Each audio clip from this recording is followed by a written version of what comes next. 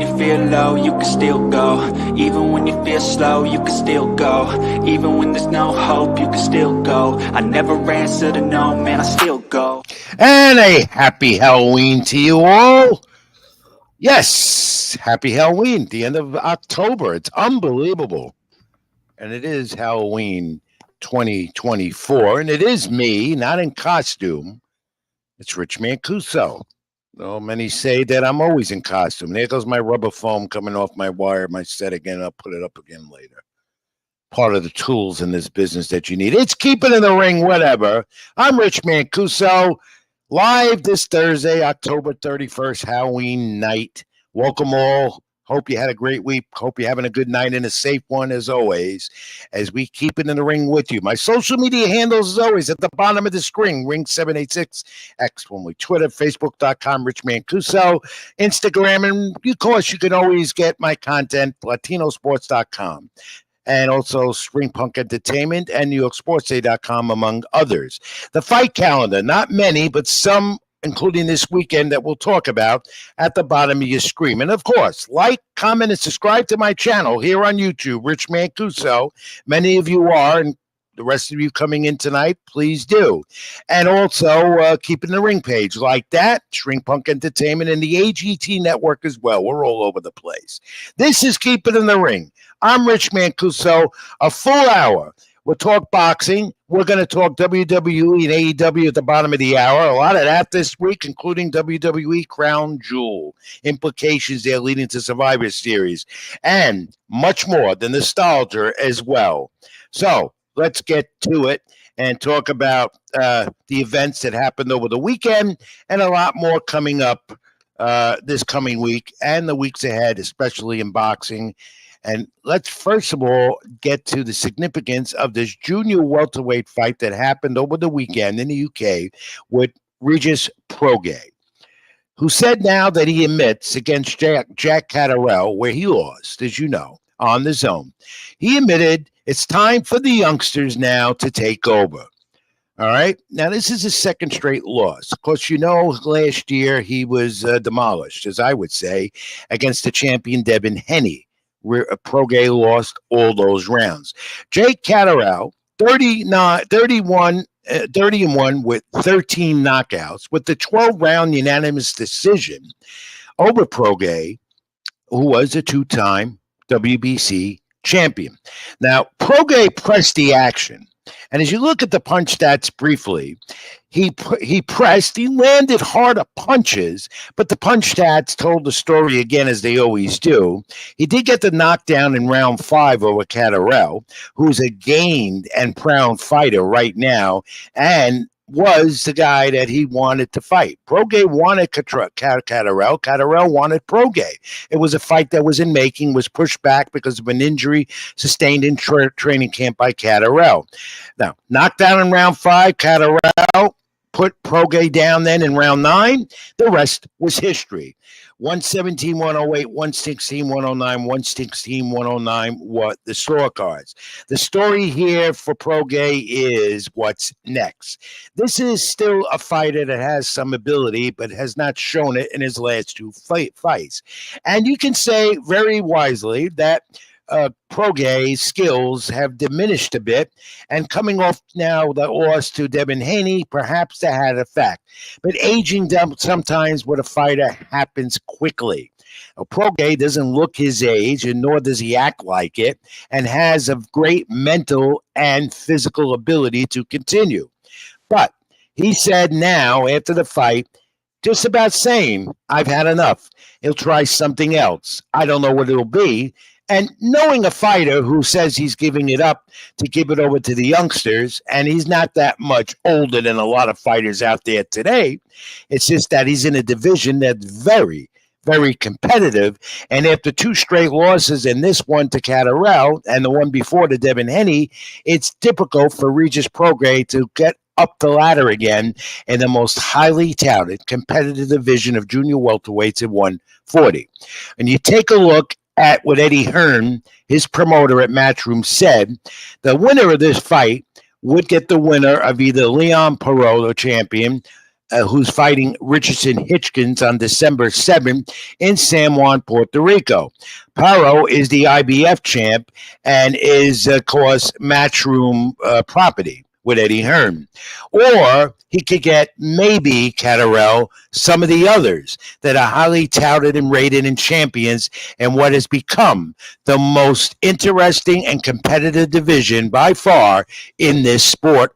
And that could either be WBO champ Teofimo Lopez. Try to get him on this program, and I'm going to keep trying to do it. Lopez not fighting the rest of the year, looking at early next. Or he can get Devin Haney, who's still a champion in division that demolished Regis Prograis, or Jose Ramirez, or Sobrio Mateus, who recently lost the title this year, the former champion, at his homecoming in San Juan, Puerto Rico. Regardless, this is an interesting division. Prograis Catterall was obviously a fight that was anticipated, but did not go to Regis Prograis' way, the way he wanted it to be. I don't think we've seen the end of Regis Prograis.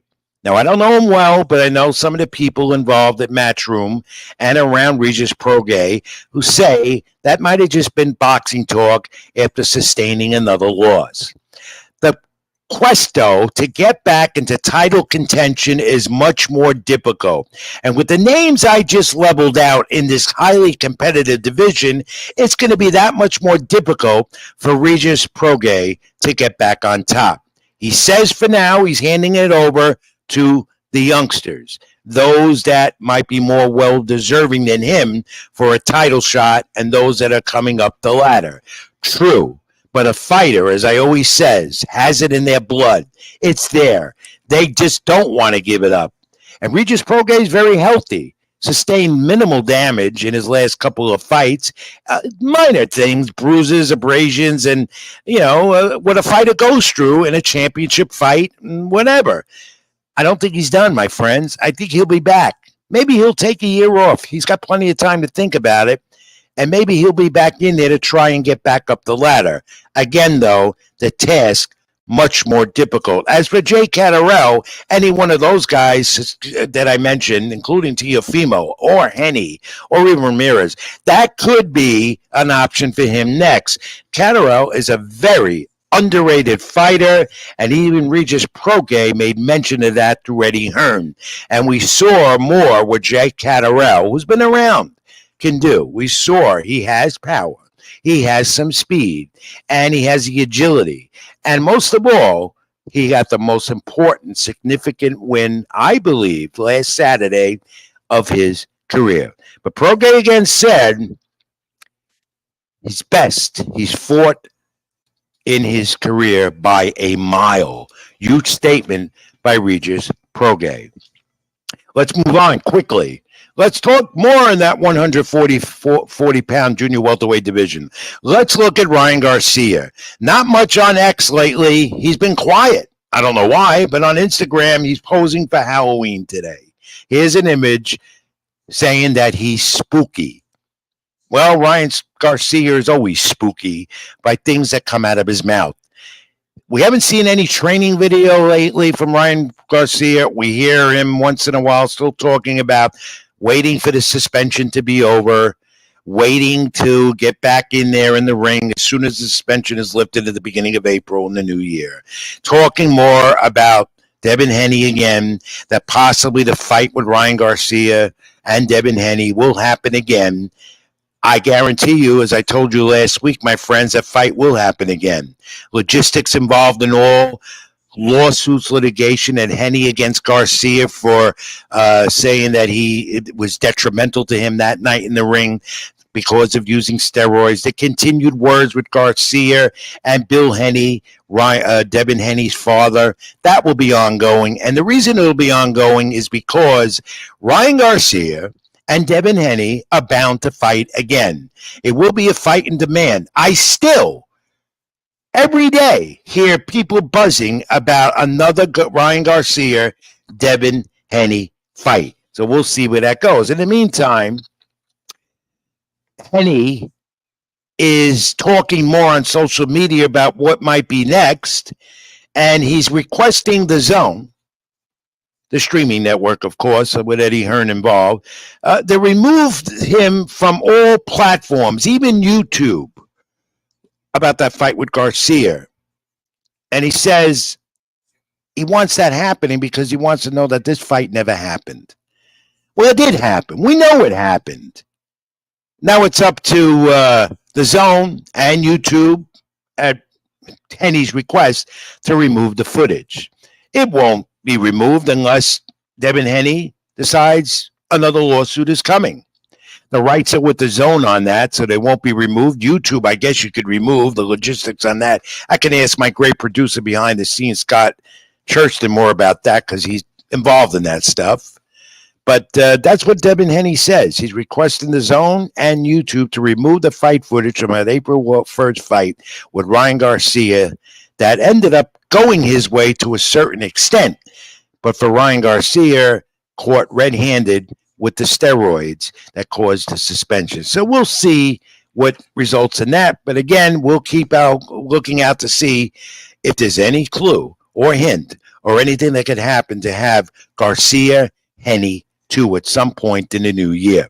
Matchroom extend their WBC flyweight champion Jesse Bam Bam Rodriguez to a contract, a new promotional deal. Good move. He's one of the most exciting fighters in the sport. It's with because Rodriguez has a November 9th bout with Pedro Guerrera at the Wells Fargo Center down in Philadelphia. That's coming up in about a week, believe it or not. He's in the co-main event on the Gerard Boutsenis defense of one of his 147-pound title belts. Another homecoming for Boutsenis coming up November 9th. Bam Bam, of course, exciting. 20-0, 13 knockouts. He said his goal in the new year is to become undisputed. And knowing Bam Bam the way he is and how aggressive he is, I'm sure we'll try and get unification in that division. Again, if the belts could stay unified, because boxing never finds a way to do that. Saturday on ESPN Plus, you have it. It's not on the free channel, but we get the anticipated rematch. Robson Conceição and Oshaki Forster. The WBC Super featherweight title, top rank promoted. Of course, Conceição won their first fight by split decision, controversial in July, and immediately it was forced to tell him Conceição and the world, the title was stripped from me, and indeed it was. Bad decision. 3 blind mice at ringside again did it the wrong way, the judges. And so the wish was granted, or the request, rather, was granted. Shaquille Forster, now an exciting fighter in this division, has a shot for redemption. All fighters love redemption, especially when they are robbed and a title is stripped from them because of the injustice in this sport of 3 blind mice judges at ringside. So look for this fight. Going to be a good rematch Saturday night. And I believe Forster regains the title, not to diminish any of the skills of Conceição, who fought a good first one with Forster, yet he wasn't the one that won that fight. Easily Forster won that fight, got robbed of the decision and stripped of the title. So you know now redemption is on Forster's mind. It's been there since they fought earlier this year. ESPN Plus this weekend. It's going to be a good one. And we'll see, I believe, Shaquille Forster. My pronunciation, I'm sorry. It's Halloween. He'll win the title back. All right. This is Keep It in the Ring. I'm Rich Mancuso. My YouTube channel live, Rich Mancuso. Like, comment, and subscribe. AGT Network, String Punk Entertainment, and like the Keep It in the Ring page as well.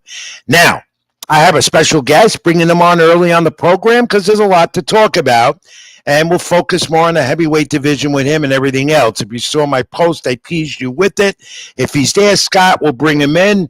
I think I told him to come in 5 minutes. I might be a little early with it. But if Fres Oquendo, a great heavyweight fighter out of Puerto Rico, now living in Chicago, Illinois, he's going to be my guest on the program. I hope we can have Scott. Is he there Yet. Just give me a thumbs up or no. He's not there yet. Okay, so we're gonna wait on Fres Oquendo because I told him to come in like in 5 minutes, and I think we're just gonna line him up, and we might go to a break in between them. But let me background you a little bit before we bring Fres Oquendo on. Now, I covered a few of his fights, including one in San Antonio back then when he fought Evander Holyfield. He finished a career that was exceptional. Yet, here's another example of a fighter in the heavyweight division that, to me, was underrated. Underrated and didn't get the acclaim he deserved. Out of Puerto Rico, one of the great fighters out of San Juan, Puerto Rico, the island of champions, despite what someone said in politics during the week about Puerto Rico. I'm sure Fres Oquendo, was called you truly disagrees with all of that. Now, Puerto Rico has produced some great champions in the sport. Oquendo was one of them, as well as a constant contender in the heavyweight division until he decided it's time to hang up the gloves. He does run a boxing academy now in his native Chicago, Illinois, where he resides right now.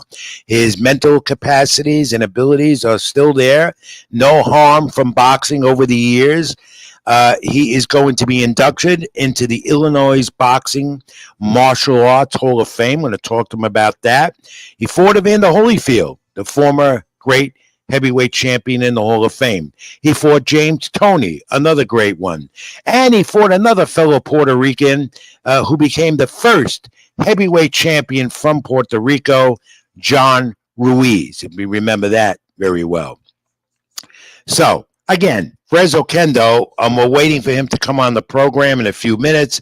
Underrated, very much a part of boxing history, very much a staple of the great boxing tradition from Puerto Rico. I'm working on a documentary, by the way, folks, about fighters and their impact and what they've done out of Puerto Rico, the Puerto Rican heritage, and how fighters from that great island have become champions and continue to be a big part, major part of the sport, either as champions or rising up to become a champion as Fres Oquendo was. All right, Scott, let's do this. Let's take a brief time out, and we'll wait for him to come on, and I'm sure he will. This is Keep It in the Ring, Rich Mancuso. Let's take a brief time out and wait for Fres Oquendo to come on rather than me babbling on and on. I'll be right back. This is Rich Mancuso. Keep It in the Ring. Stay with us. Even when you feel low, you can still go. Even when you feel slow, you can still go.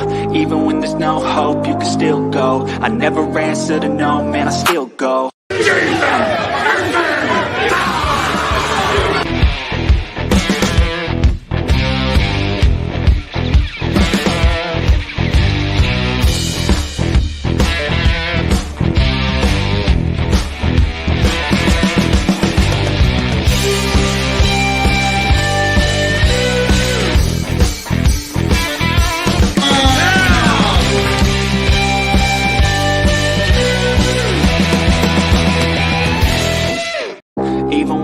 Low, you can still go. Even when you feel slow, you can still go. Even when there's no hope, you can still go. I never answer to no, man, I still go. All right, Scott, we still don't have him in the cube. Waiting for Fres Oquendo. I did text him. I called him. I don't know, but he should be coming in soon. In the meantime, let's just continue to babble on here and talk about, for sure, comments are important to the program. Do so. And what do you think about what I said at the opening of the program tonight? Ryan Garcia, Devin Haney. Is it going to happen again? And what do you think about Forster and Canseco this weekend? By the way, that's up at the Turning Point Stone Casino up by Canastota, where the home of the Boxing Hall of Fame is. Does Forster get his title back? And what do you think about overall what's going on in the sport in general? I mean, we're coming towards the end of the year almost. in boxing, which has seen some great fights this year, but usual controversy as well. And I think the sport, as I tell many, may not be getting the mainstream publicity and hype that it truly deserves, but is healthy in the financial aspect because of all the streaming networks that are involved. And when you see pay-per-view numbers dwindling, but the streaming networks still involved, you got to know that the sport is okay. What makes the sport not okay is the fact that it's the lowest sport on the totem pole. And that never was the case over the years in the history of this great sport of boxing. It's because we don't have newspapers no more, and social media dominates the sport, and that's where you're getting your information, YouTube channels like mine and everywhere else, and you're getting to see the sport through social media, and you're getting to see the sport develop more as fighters continually try and make their own fights on social media. And then you have Canelo Alvarez, who's the face of boxing, as you know, fights 2 times a year at 168, who continues to dominate and make a lot of money until he says, I don't want it no more. And is he the face of boxing? Is he considered pound for pound best, or is it Terrence Bud Crawford, who's making a mark now at 154? So I want to know your thoughts. Is boxing healthy? Is boxing a dead sport? Which I totally disagree. It is not dead.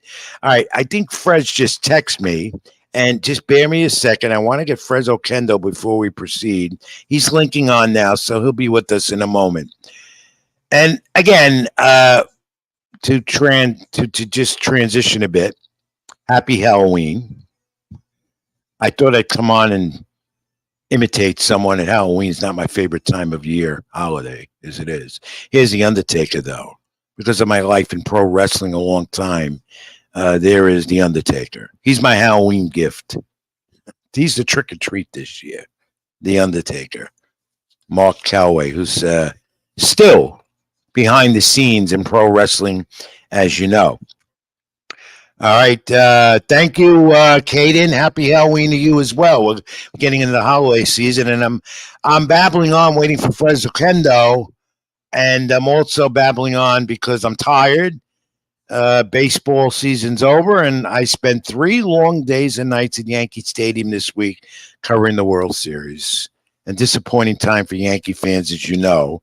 And a lot of fighters were at those games as well, including Edgar Berlanger. I didn't get to see them, but they were there as well. All right, Scott, do we have Fres yet? We do get this. When you have a live show and you have a live guest, this is what's going to happen. And what I could do is just continue till he comes on, and we'll move along. He's not there as of yet. We still don't have him. He hasn't been able to log on. I don't know why, but Scott, let's move on. Let's get out of boxing till I can get him. My apologies to you. This happens when you're doing a live broadcast. Let's go on to UFC news in the meantime. Do some of that, Scott. And then maybe when Fres locks on, we'll take a little break from that and go back to it. All right. Dana White in the news with the UFC, and it's because of Francis Ngannou, who decided to become a pro fighter in the heavyweight division. And there's a war of words going on because Francis Ngannou decided to leave UFC, go into boxing and vice versa, and doing some other things. But Francis Ngannou is saying it's more about money than signing with the PFL, another combat sports promotion. And Dana White's been vocal about it. And here is some of Dana White's comments as he had on X, formerly Twitter, earlier this week. Roll that, Scott. Clay's the good guy. I don't understand the language, and so he seems like he's a nice guy. He's not, and he's just not a guy that I wanted to be in business with. We'll never be in business together. Yeah. We don't like each other. He pulled some shit before the first Stipe fight, and then Stipe beat the shit out of him. Great night. He actually he owes me money because we had to watch that fight with him and the Black Beast. He should actually pay me back for that fight. Me praying for it. Trust me. I don't think about Francis that much. The only one who's praying for his demise is probably the PFL because they signed a shitty contract with a guy that doesn't deliver any numbers and ticket sales or pay-per-views. So, Francis. All right, the war of words. Dana White and Francis Ngannou. I mean, that is the war of words, and that's going to continue. That's ongoing, and we'll talk more about that as it develops. Ngannou says that he's interested in fighting John Jones, but says Dana White is standing in his way. So let's see how that develops. We'll get back to some USC stuff, but now I'm getting word that. Is he there? Do we have? Okay, let's put him on. Here he is, Fres Oquendo. Hey, how Thanks you for doing, coming on, man? my friend. Sorry if you What? had a problem linking, but you're Yeah, here. You're here with Rich Mancuso and Keep It in the Ring. How cool, are you, cool. champ? Welcome to the program. Thank you for having me. It's a pleasure. I finally get to talk to you after so long, one Yeah, on one. A great fighter in the heavyweight division at one time, and more so a great human being. I was cueing fans in about a little bit about your background and the fact that you fought Evander Holyfield, James, the illustrious heavyweights in that division where you are superior, my friend. thank you. And you had a great career and a great career. Now, just background. You're living in Chicago, Illinois now, right? Yep, that's how I was raised. Yep. Right. And you represent Puerto Rico very much as well as one of the great fighters to come off that island and represent the sport. And you still represent the sport real well. Hmm. Tell us more about what you're doing with young people where you live out there in Illinois. You're helping young people in the sport, for the sport, and for other things. Tell us a little bit about that as Scott, my producer, shows some images of that. What Oh, cool. exactly is the goal of your academy? Well, I was one of those kids, underprivileged, at risk. Started boxing at the age of 13 in the Chicago housing projects. It was pretty rough. Latham Homes, not too far from Cabrini Green housing projects. And man, the rest was history. My older brother Hector was bringing a lot of beautiful trophies. He used to fight a lot in the Chicago Park District boxing shows as a youth. And me as a kid, I used to, admire my big brother bringing them beautiful trophies. And that's what motivated me to start boxing. And another thing, another fight that started motivating me is when my dad took me to his house to see the fight back in 1987, the super fight was Sugar Ray Leonard versus Marvelous Marvin Hagler. That fight inspired me to start boxing as well, and I I got many covered that belts. fight, and it inspired many people in a great era for the sport at that Yes, time. Yeah, so I could understand that. yes. So that brought me a lot of motivation to do something for myself in my life. A kid living in the housing projects. It's nothing but gangs and drugs and madness that comes with it. But thank God, boxing taught me to say no to gangs and drugs. Yeah, And it boxing helped you as it not only yes, become a great fighter in the heavyweight division, mhm. but and you put up with all the politics and the dirt that goes along with it, as every fighter does. Yep, But Fred, you're one of those examples of a kid coming off the street and yep. walking into the gym and then going on to bigger and better things. And that's why this sport is so great, isn't it? Oh man, I love it. Yes, man. I'm just, thankful that I had the, God given talent to train hard to inspire myself, especially coming from the housing projects where, it's pretty much a dead end. It's gangs, drugs, uh, CHA property. And, I was one of those victims. I got caught up in it, started drug dealing, and did my time. And the rest was history. Boxing taught me that, hey, that's it, man. This is my safe zone. And at the age of 13, I had my first fight in Chicago. Even though I was born in Puerto Rico, but I came to Chicago at the age of 1. My mom did the right thing, brought me to Chicago to get a better life. At that time, it's kind of third world in Puerto Rico, but I love my country. When I turned pro, I went back to my country, met the great Tito Trinidad and Papa Trinidad. It was a great moment for my career, for motivation. That little kid, from the housing projects was able to get, you know, in it with this legendary trainer and this legendary fighter that, gave me, a lot of kudos to keep going in the sport. And here I am today, in the Hall of Fame. You know, getting a lot of, you know, accolades. Yeah, that you were going to be inducted into the Illinois Boxing Martial Arts Hall of Fame. That's coming up when November. What's the date on that Yeah, November exactly? 16th. So make sure you guys check it out. Congratulations. It's well deserved. Now we got to Thank you. get you into the International Boxing Hall of Fame Yes. up in Well, Canastota. We got absolutely. to make a push for that. You know, I'm trying There to you get in go. there myself. Not that I'm pushing it, but some people are trying to get me in there. 43 years in this business in boxing as well. Absolutely. You know, 100%. it would be nice, but yeah, that's well deserved. Anytime you get a Hall of Fame distinction, no matter which one it is, and you Yeah. truly deserve that. Fres Oquendo, former heavyweight champ and contender, Yep. talking right out of from Chicago, Illinois, where he resides now out of Puerto Rico. And speaking about Puerto Rico and the heritage and the history of the fighters that come from the island, why and how and I got an idea because I'm doing this documentary on this now, and there's so many Mhm. greats of Puerto Rico and the descent, and that have become champions and still today dominate the sport, contenders. How does that happen? Why? It's a blessing, you know. We're like freak of nature. I mean, a little small island with just a couple of million people, you know, to generate so many World Hall of Fame champions in history, and for me to be one of them, it's an honor, you know, that I was born in this beautiful island that, you know, other people think is garbage, but you know, I don't want to get into the politics, but it's a beautiful country. It made me what I am today. You know, nothing to say wrong about Chicago. You know, I'm from the Chi, was raised. But if I would have stayed here, you know, I probably would have got caught up with the guns and drugs Mm. and all the madness. But man, I ended up, you know, getting a blessing from Papa Trinidad, Tito Trinidad, one of the icons at the time. And man, it How was was history. it? How is it dealing with? Tell us more your experiences working with Papa Trinidad and Tito. Tell us briefly about that experience and how good that was. Oh, it was a great experience. You know, I was able to, you know, leave the outskirts of Chicago housing projects where I was born. I mean, where I was raised. I was born in Puerto Rico, but where I was raised, it was pretty rough, and you know, I didn't have no outlet. And you know, thank God, one of my dad's friend that we knew in the industry in Chicagoland.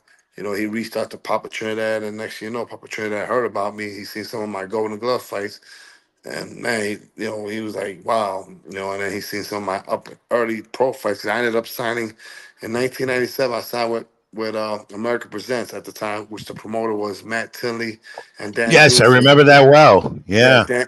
Dan Goose, and may he rest in peace. You know, they Mm. gave me a great, you know, opportunity. They signed me up, and it was a great ride. You know, and you know, once my contract was almost expired, then I got the opportunity, you know, to leave to, you know, Puerto Rico to train with Tito Trinidad and Papa Trinidad, and that's when I signed, you know, pretty much on Soul of the Devil, the figure of speech. But I signed with Don King, you know, Tito was with Don King at the time, and you know, I just always wanted to be in the limelight, you know, as a kid growing up, you know, in the projects, and to show people that you can make it. You know, there's no shortcut success. Talk about Don King, Hall of Fame promoter, Bob Arum, Hall of Fame promoter. Mm-hmm, Those guys were the staples of the sport and mm-hmm, basically were running boxing back then when you fought and years mm-hmm, before. And mm-hmm. still, it's more, you know, Arum's still very active with Top Rank. Yeah. What were your experiences like? And then you came right now, if you were in the sport, you'd be making an awful lot more money than you did. Oh man, I wish because you know I ended up going to see the So I know you'd want to turn the clock back, but you Yes, I can't. do because I ended up getting a chance to meet with Turkey, the guy from Saudi Arabia. I had the chance to see Anthony Joshua when he conquered his heavyweight Yeah. championship again when he What did you fought think of Anthony. him, and what do you think the direction of the sport is going with Oh, the it's a Turk? great And thing. I wish we I had call them that. the kings and princes with all the money. Is it good for the sport? What do you It think? is absolutely because now the fighters are getting paid their whole bag. The promoters and the management they get their little chump change from them, and you know they're treating the fighters right. The fighters finally getting paid. I mean, look at Big Baby Miller. Had a couple of fights. He made man close to 5 million already. For Yeah. two fights that he didn't even win. I mean, you What know, was the What was the highest purse, if you don't mind me asking, if you want to say it, that you made as a heavyweight, well, fighting you for the know, title and so forth? What was yeah, your it highest was. purse?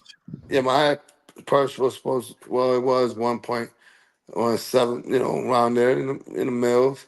But But Don not King. 5 million that you could be making now. Exactly. Yeah. I Yeah. mean, if it was today nowadays, if I was fighting, oh yeah, I'll be a multimillionaire. Absolutely. Right. Right. Yeah. Yeah. That's the disparity. Different eras. In though Yep. the Missed sport the that I bus. was I just. missed the bus. Yeah. Yeah. And how old are you now? I'm in the 50 club now, man. I'm in the 50. So, I Well, still keep myself in shape, training with the yeah. kids, myself. You see my social media, Facebook, Instagram. You Yeah. see We're I'm gonna not. have you. I'm gonna have you plug all your how people could stay in touch with. Because when I told boxing fans and friends, whatever, that you were coming on with me tonight, they were very excited, especially those I have in Puerto Rico that love you. They follow Oh, you. They still do. oh yeah, they showed me mad love. My people in Puerto Rico, I gave them a lot of glory. Went back to my home birth, and it was a great ride. When I was with Tito Trinidad and Papa Trinidad, and then I came back to the States and started training with Freddie Roach, with the great Roach, and I had a There great you ride go. Hall of while I Fame was there. renowned trainer. Yep. No, It was great. with Canelo Alvarez and Jaime Yeah. Munguia now, just a great Yep. trainer. He's been in the Hall of Fame. How was it? What did Freddie Roach teach you more than than Trinidad, or was it same? Was it different? It was pretty much the same. It taught me a lot of confidence, for that great of a coach to have so much confidence in me, knowing that I could beat Evander Holyfield. That spoke volumes. And he was right. Even though, right, a couple days before the fight, I had 130 degrees fever. No excuse, but I wasn't 100%. And I still gave him the blues. I still outpointed Holyfield. I still hit him more than he hit me. But, Yeah, politics, he was a the promoter. Holyfield fight was interesting. I was going to ask you. You jumped ahead on that. Talk about that fight with Evander Holyfield because heavyweights that I talked to that fought Evander Holyfield said he gave them competition. Do you agree? Well, against me, if you see the fight, I mean, I out punched him. Even the CompuBox had me out punching him and outlanded him and out Right. jabbing him, of course. And he was the promoter of the fight. And you know, I got again, black guy out of boxing, and I keep it moving. In the world seeing it. He always showed me mad respect. When we see each other. In the WBC in the conventions. Because right now I'm with the WBC. I'm what do you call I'm part of it. Emeritus. You're an Yeah. emeritus with them. Yeah. Right, Yeah. right, right, right, right, right. Ambassador. So I'm ambassador Right. of WBC. So I work with a lot of youth, and I take them over with a lot of up and coming pros, talent, get them ranked. So I go to the convention every year. Are there too many sanctioning organizations? I call them alphabet soup. Too many Yeah, of them. That's what causes so much division in this sport. And we yep. understand and we know sanctioning organizations and the fees are a backbone of the sport and it's being Mhm. done. But I think they're just one too many of them. That's why fans, even a fan of the sport, can't identify who the champion is. Yeah, that's so true. It's just sad that they got all these belts, the WBO and all that. Yeah, the one I mainly recognize and we respect, of course, the WBC. Yeah, they're And the oldest and most reputed. I agree with that. yes, What has to be done, Fres Oquendo, my guest on Keep It in the Ring, the great heavyweight out there in Chicago, Illinois now, who did a lot for the sport, still does. What has to be done to unify this sport? I asked former fighters and current fighters that same thing. What do you think has to be done to unify this sport so everyone's on the same page? well, that's why they got that guy, the Turkey guy from Saudi Arabia. He's And do no you think summer. he's doing that? Do you think he's trying to do that? No, not trying. He's trying, yeah, because he's got the money. So now he's talking about buying, pretty much the sanctioning body. That's what I overheard, which is shocking. Mhm. Holy cow! There's a rumor about that. Yeah. Yeah, you heard Yeah. about it too? Yeah. I So heard it also. Yeah. I don't know. yeah, I don't know if he's going to be able to do that still with Bob Arum out there, but Eddie Hearn would probably be for it because he works very handily with Eddie Hearn. yes. Um, yeah. What do you think of Eddie Hearn? Oh no, he's cool. I seen him there at the in Saudi Arabia at the fight back in 2019. Recognized me. He said, "Hey, what's up, Okendo?" Because I was supposed to fight Big Baby Miller around that time, and so he was gonna be the promoter. Actually, when it was in Chicago, at the Wintrust Arena back in 2000 and 17, I believe. Yeah, I was Yeah. supposed to get a fight with Baby Miller, but they didn't want to, do their drug testing. Now you see why. Baby Miller got popped several times. Right, right. Yeah, And well, I've always looked at that and say, this guy got suspended, came back, just like Ryan Garcia does. Well, why do yeah, fighters do that, Frez? Why do fighters that do things like that, even Ryan Garcia, what do they think they're getting out of that? Why do they well, do it?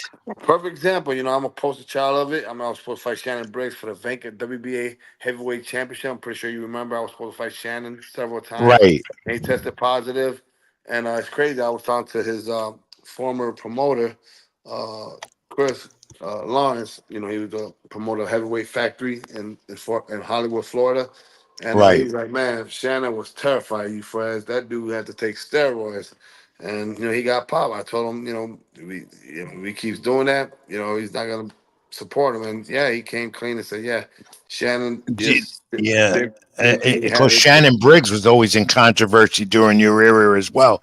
Yeah, Is it what like does is it detrimental yeah, to another in the ring, because that's what Devin Haney's lawsuit is against Ryan Garcia, saying it was detrimental to his livelihood, to everything, to his life. yeah, because he Is could have it got hurt. detrimental? Yeah, I mean that's like commit battery. Yes, 100%. He's got a great chance. Like myself, I end up suing Shannon Briggs and his trainers, and I won, but unfortunately I didn't get the money. These jackass my former promoters, John Work, got it. And they treat fighters like trash. That's why thank God I'm an advisor to kids. I'm an ambassador of WBC, and I do what's well for the fighters. Do you tell this to the kids when you get in there? How one thing, the sport can be dangerous, as all combat Yep, sports are. yep, But the dirty politics that go on in this sport, do you tell them about that? absolutely, 100%. They seen it themselves. Their parents tell them, "Oh, Fred Oquendo, oh yeah, man, Yeah, King got him, this and that." The only promoter I can say that was pretty cool was America Present. Dan Goose, may he rest in peace. They're the one that right. got Good me in man. He's a 22 good moving man. street. Yeah, Yeah, he's good blowing my man. career pretty high. What about, in your opinion, right now in the heavyweight division? We got Usyk Fury rematching to supposedly unify these titles again, December 21st, again in Saudi Arabia. Who do you like in that rematch? Well, if Tyson Fury, if he takes that clown mask off, that clown mode that he showed in the first fight, which cost him the fight, he could have won it, but he started having his hand in the back, thinking he's the magician, but that proved, that kind of took his championship. I mean, Tyson Fury is a decent fight. I mean, good, talented boxer for his height, his weight, but he's got to take it serious, man. He can't be out there clowning around with his hands in the back, toying with fighters. You got to take this fight serious, Who wins? Who wins the rematch? man. I like for Fury to win, but we'll see because he took a lot of punches, a lot of beans in the last several fights. From the Deontay Wilder, these other fights. He took a lot of, and then Usyk, you took a lot of beans in that fight. So I don't know if it'll be the same. It's like a pick'em fight. On the other side, you have Daniel Dubois, who would be probably the guy that fights either one of them next. What do you think of Daniel Dubois? Oh man, he's a great, humble champ, young champion. He's only in his 20s, and it's interesting because my brother, when he seen him fight in Florida, when he knocked out Don King's fighter, forgot his name, for the WBA regular title, the title I was supposed to fight when I was supposed to fight Shannon Briggs and Manuel Char, and they both tested positive for steroids. Um, Very humble kid, man. Very humble and strong, very strong. My brother seen him in person in Hollywood, in Florida. Mm. And yeah, the kid is strong, man. But he remembered me when he told my brother, "Yeah, I seen your brother fight. He's a big fan of mine, and I'm so happy for the kid, man. He's evolved. He's gotten better every fight. He's gotten better and better. He stopped Big Baby Miller just to name a Yeah, few, and man, he's doing good. he's I got the want to, potential to yeah, be the champion soon. yeah. They I may mean, get he the is the winner champion. in the new year. Get the winner of that. Do you like Usyk style, the Ukrainian? What is so good about Alexander Usyk that's made him a champion? out of He's the a good Ukraine. he's a good defensive fighter. Good defense, mobile with his hands up. So he shoots that jab first, and yeah, that could be a asset for him. But like me, when I fought southpaws, I always do great against southpaws.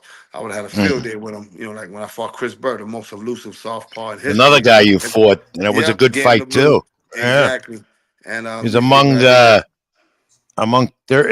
I tell you, you had some career. Besides the 38 wins, you had 24 knockouts. Yep. So as soon as Yep. you went in the ring there and you went in to dispose the opponents, the record shows that. Yeah. Yeah. Rather than go into those judges, those three blind mice, where you don't know Exactly. what's gonna Yeah. happen. So you got to go in there Exactly. and you got to knock the guy out, make it Yep. That's how decisive. that's how boxing is. Unfortunately, Yeah. that's how And you my did mother that told me. job very well. Thank you. Fres Oquendo, won't keep you much longer. This has been great, and we can go on and on and on. We're going to I know. talk more and stay more in touch Right. because we got to talk because I'm old Yes. school. Everyone Let's do knows that. that. And Absolutely. we're going to do that. I got to ask you about, though, another heavyweight fight. It's going on record. It's going to be, I don't hype it up.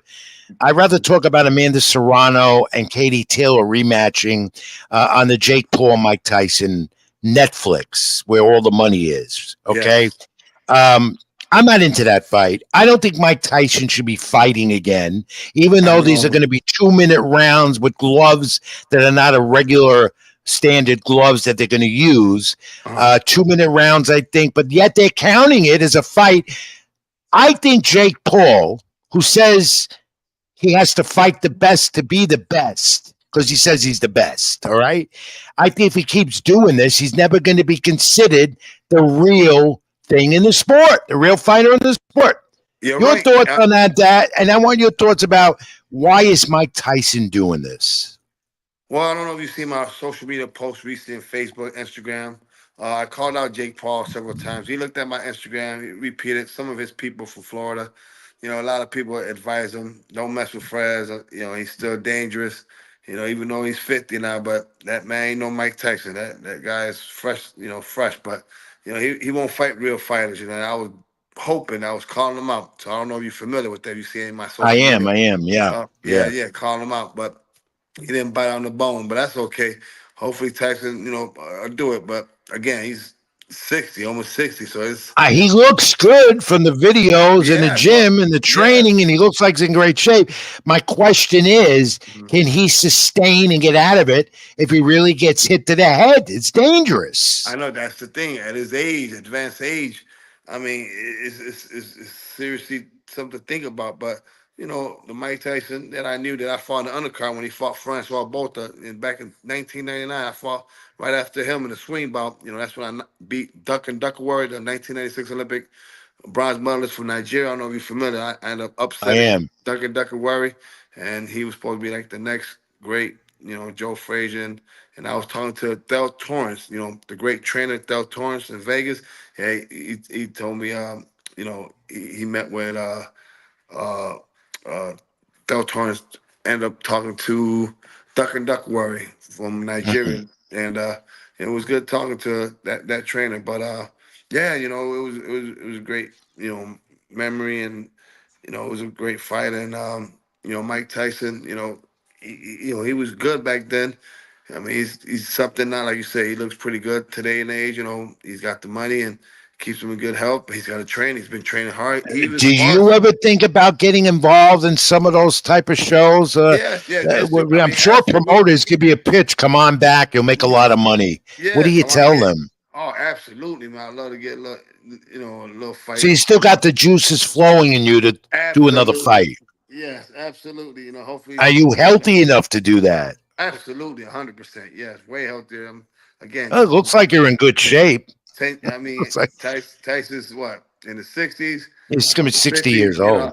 Yeah. I'm over 10 years, younger than him, and I'm still active, and I do my little sparring, shadow box, all that good stuff. Yeah, I mean, I think I could, give Jake Paul the blues 100%. No, I don't think he's a legitimate fighter. And he Right. looks like a heavyweight now. He put on a lot of weight, but I Oh, think he he's did. just there for the money, social Yep. media phenom, people Yep. buying into it. And people are going to buy into this fight, Fres, Yep. because it's Mike Tyson, it's Jake Yep. Paul. And I Yes. have no interest in it. Again, I just Katie Taylor, Amanda Serrano, who I That's it. admire out of Puerto Rico, who's done a Yep. lot for females in the sport, put them on the map, Yep. talented as well.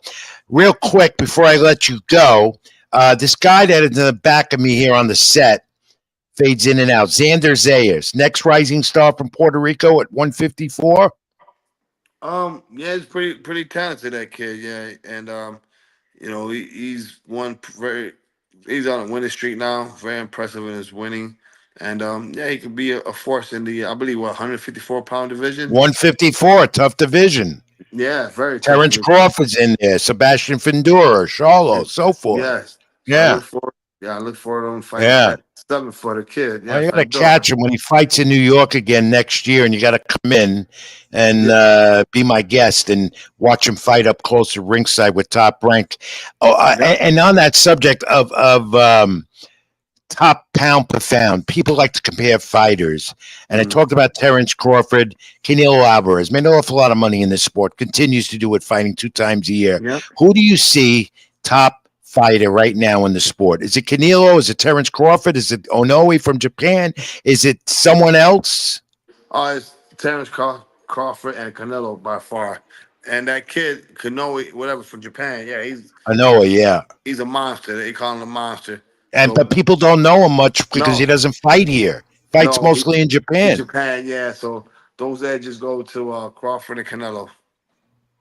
Fres Oquendo, the great heavyweight, who's being inducted into the Illinois Boxing Martial Arts Hall of Fame, has a Yes, sir. boxing academy there in Chicago, Illinois. Yeah. Uh, but before you go, you got to take the fact of the week with Rich Mancuso. I do it with every guest on my program. I give you a Cool. shot at getting the fact of the week. Let's do it.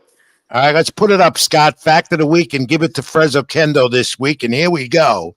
And I think it's this pretty easy one for you. It's not trivia, as I tell everyone. It's a fact, and it Right. deals with a heavyweight champion who said Okay. this. He said this. This heavyweight champion, Hall of Fame, has said this.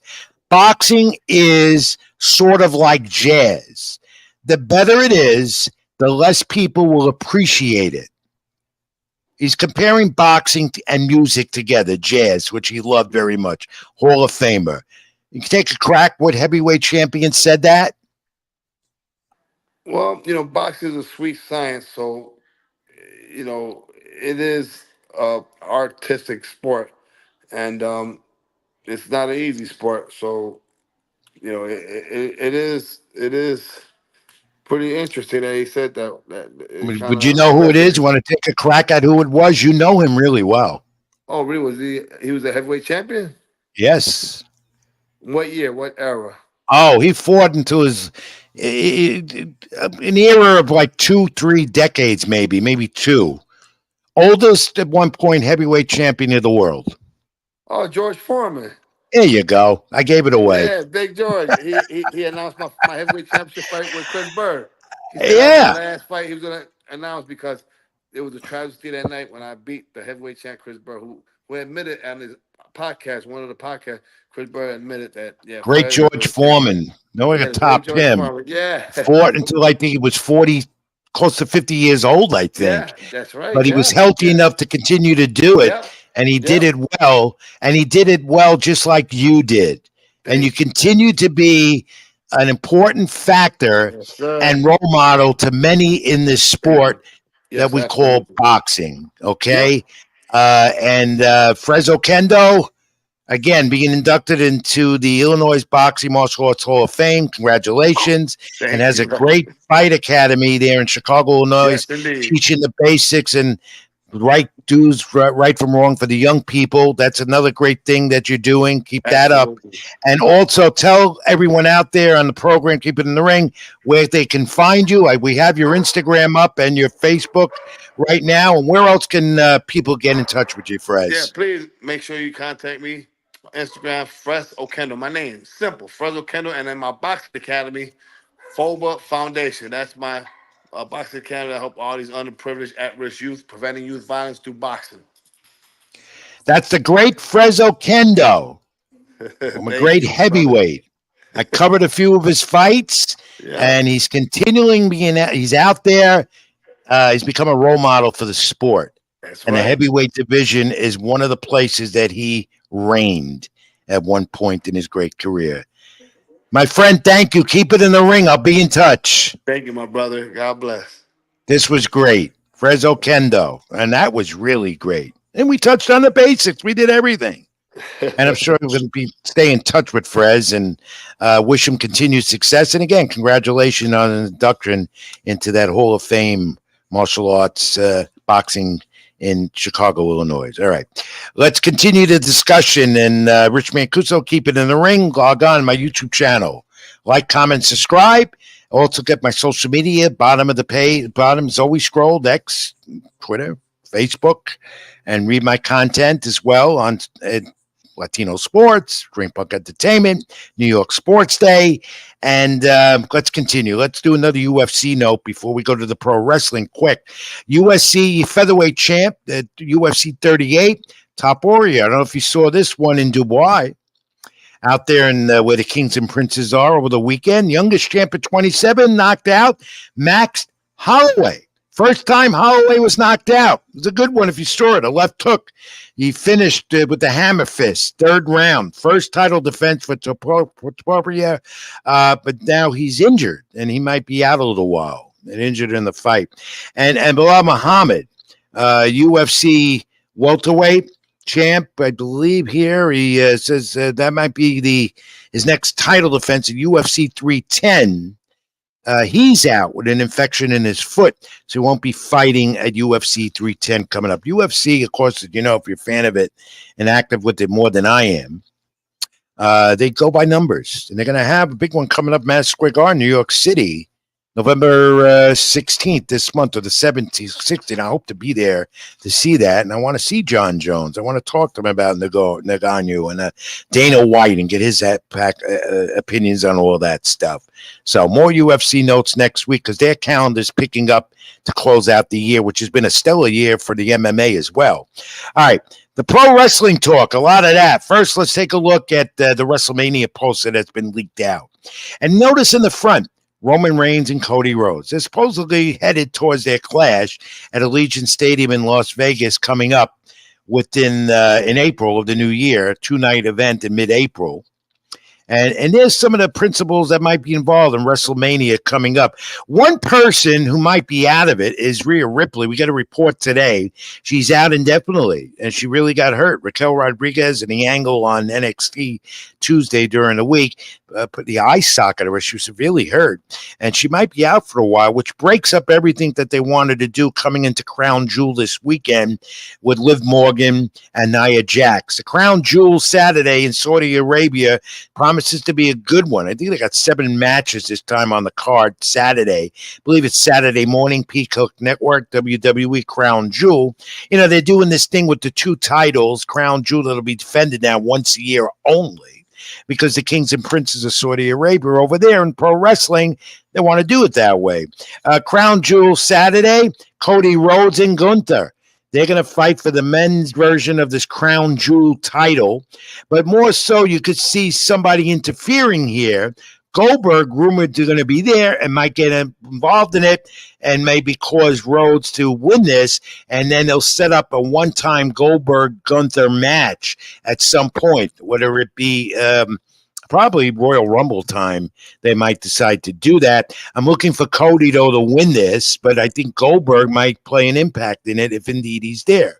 And you're going to see Nia Jax and Liv Morgan, who I can't stand, and Tiffany Stratton involved in that. And where does Raquel Rodriguez stand in that now? They might have to play around with that angle because supposedly, as is reported today, that Rhea Ripley is out and hurt, won't be there. So, and then she was going to be in the mix of this somehow to try to get the title back from Liv Morgan with Dirty Dom involved as well. But it's going to be a good one. Seth Rollins and Johnson Reed is going to be a brawl. But that's going to set up something here where I think Reed will win and go on, but Rollins is facing CM Punk inevitable in the new year. But they've been building up Rollins and Reed for months now, and the brawling and annihilation that Bronson Reed does. So that's going to be good to watch at Crown Jewel. Randy Orton and Kevin Owens. That's a match I'm looking forward to. Where is this headed? Does Cody Rhodes get involved, or do either one get involved with Cody Rhodes? There's a lot of talk here that Randy Orton could have Cody Rhodes at some point soon. And Kevin Owens plays a fascinating heel. So that's going to be a good one. Cody Rhodes, where does he stand with all this? The U.S. title. Three guys. Knight, LA Knight, Andrade, who's finally getting a shot at something in the months he's been back in WWE, and Kamala Hayes. Knight's going to win, but it's probably going to set up something with Andrade and Kamala Hayes down the line soon. And Damage Control, Fatal 4 with Bianca and Cardell for the WWE Women's Tag Team titles. And here I can see definitely happening something wrong that's going to cause Bianca and Cardell maybe to lose the titles to Damage Control. And you could see here the split up that's been rumored between Bianca and Cardell. Jay Cargill. So look for that. The Crown Jewel is going to be really good. And most of all, Jey Uso with Roman Reigns, that bloodline, original bloodline together. Is Paul Heyman going to be around? That's going to be interesting. Will Brock Lesnar be around? As the new bloodline, with Solo Sikoa and Haku and all the others that he's got, do they bring in someone else? Regardless, they're setting up for War Games Survivor Series next up in Vancouver and to see who the real tribal chief is. To see the Uso brothers together again with Roman Reigns, and is Sami Zayn going to be involved in this? I think, my friends, you're going to see a really good WWE PLE event Saturday in Saudi Arabia with Crown Jewel. Bray Wyatt and the Wyatt Six, they're back in the mix, finally. And they've been milking it to get them back, and they're going to be there. And it looks like the New Testament and the Wyatt Six will get a few in there because the Miz was kidnapped by the Wyatt Six. And the Miz had been with the New Testament, aligning with them. Something building there. Something building more with Kobe Kingston and Xavier Woods. They're going to break up. That's happening. Again, look for Goldberg, Gunther, eventually in WWE. And Vince McMahon.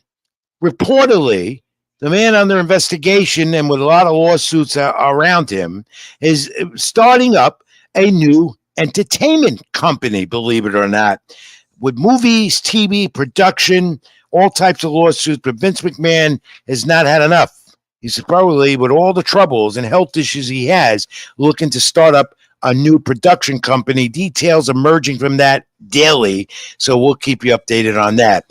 AEW getting ready for Full Gear, November 23rd, Prudential Center, Newark, New Jersey. Swerve Strickland, all right?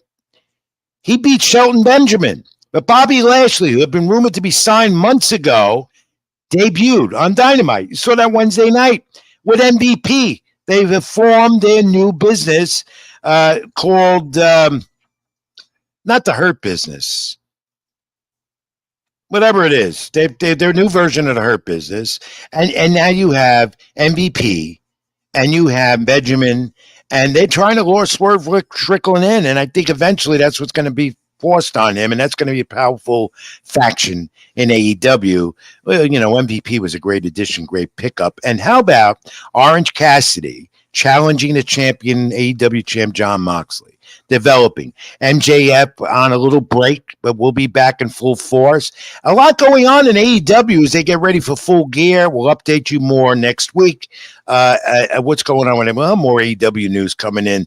Suddenly, they are making moves and big ones because their story angles are better. That's what he'll do with Tony Khan, and he's doing it. He's listening to you, the fans, and AEW seems to be, even though they're attendance at arenas are still not that great and their ratings are not doing that great, they're making an impact again. And in the new year, there might be a lot going. But Full Gear, November 23rd, next pay-per-view. All right, nostalgia coming up next. We take a last and brief time out. And happy Halloween coming too. I'm Rich Mancuso. This is Keep It in the Ring. Stay with us. Back in a moment. Even when you feel low, you can still go. Even when you feel slow, you can still go. Even when there's no hope, you can still go. I never answer to no, man, I still go.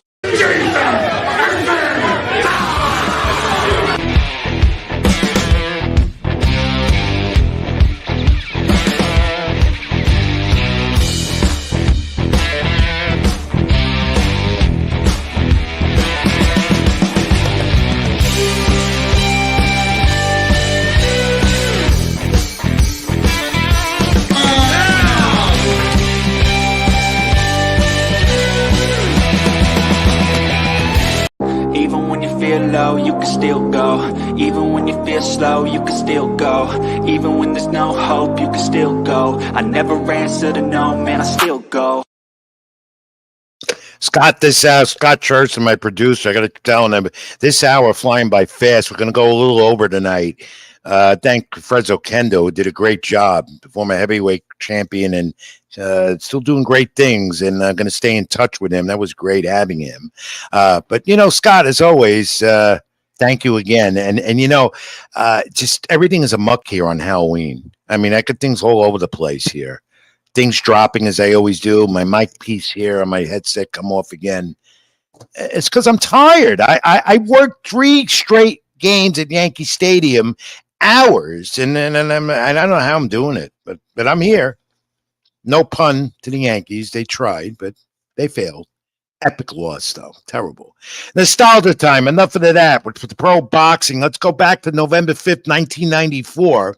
There he was. George Foreman becomes boxing's oldest heavyweight champ, as I discussed in the fact of the week. Knocked out Michael Moore in 10th round in Las Vegas. Moore dominated most of the fight, but Foreman dropped him with the right that he was known for in the 10th, known as knockout of the year. Back then, November 5th, 1994. November 6th, 1981, Larry Holmes, Hall of Famer, another great heavyweight. We're on the heavyweight theme tonight, aren't we? 11th defense of his WBC heavyweight title, 11th round TKO over the Ronaldo Snipes in Pittsburgh. I covered that fight.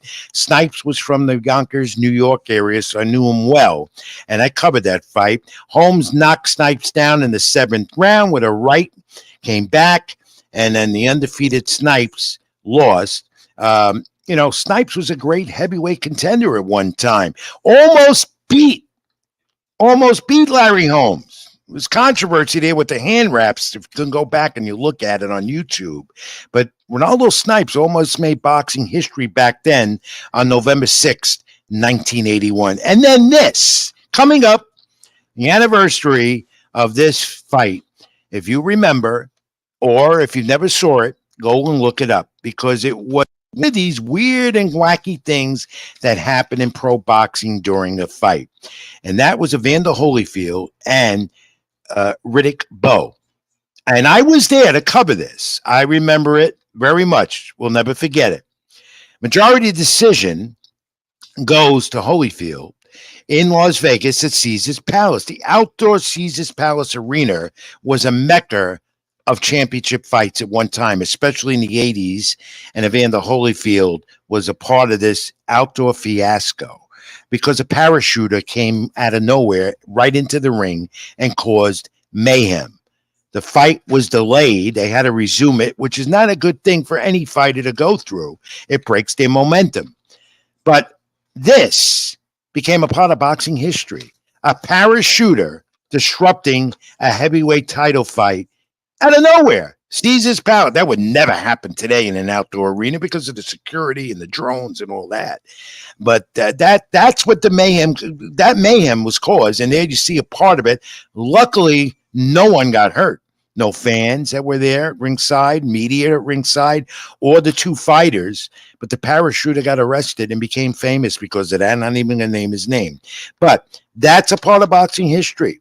And we'll never forget that bizarre night at Caesars Palace in Las Vegas, Riddick Bowe and the great Hall of Famer, Evander Holyfield. All right, so it's Halloween night, right? And so in the spirit of Halloween, boxing has had some shows on Halloween as well, but I had my little Halloween moment this week at Yankee Stadium unexpectedly. Scott, put that image up. You see, this is local Channel 7 ABC New York. There's Ryan Field, ABC Channel 7 Eyewitness News sports commentator. And you see that guy on the left with the bald head and the glasses? Well, I unexpectedly got into his live camera shot. And the worst thing you want to do when you're doing live shoots, especially on a field at the World Series, is, you got to pass and run and go what you got to do. But you don't want to get into someone's live camera shot unexpectedly. I didn't know that was happening. Someone sent that was watching, saw me and said I was famous, which I'm not. My apologies to Ryan Field, but happy Halloween, Ryan. Because there I was on ABC. I always wanted to be on ABC Channel 7 Eyewitness News. My good friend there, co-anchor as well, Anthony Johnson, is a friend of mine. And Ryan's friend, and I apologize, and Ryan got a kick out of it. AJ got a kick out of it when I told him, because AJ and I, Anthony Johnson, do some boxing stuff together. We did the last couple of years locally in New Jersey, and so I got to know him well. But I told him both, I'm sorry, it happens. But happy Halloween! There I was, Rich Mancuso, finally on ABC Channel 7 near Ryan. That was, I thought it was funny, but never do it. Try never to get into a live shot when you're not supposed to be there in my business or you as a regular fan. All right. We got to wrap this down real quick. Thanks again to Fres Oquendo. That was a great segment with you. Continue luck to a champion going into a Hall of Fame in Chicago, Illinois. Thank you, Scott Churston. Great job. Puts up with me each and every week. Thank you, my friends out there, my supporters. Keep it in the ring each and every week here live on my YouTube channel. And don't forget, like, comment, and subscribe to my channel. Keep it in the ring. And also with the AGT Network, String Punk Entertainment, and also Keep It in the Ring page like that as well. We do this every week for you. And I love doing it as well, as I tell you all the time. We'll be back next week. We'll update what's going on in the boxing world, MMA, some more of that. Of course, recap WWE, Crown Jewel, and much more. You all stay healthy, be well, and be good to each other, as I tell you every week. And until next week, right here, I'm Rich Mancuso. Thanks for watching, and as always, keep it in the ring. Even when you feel low, you can still go. Even when you feel slow, you can still go. Even when there's no hope, you can still go.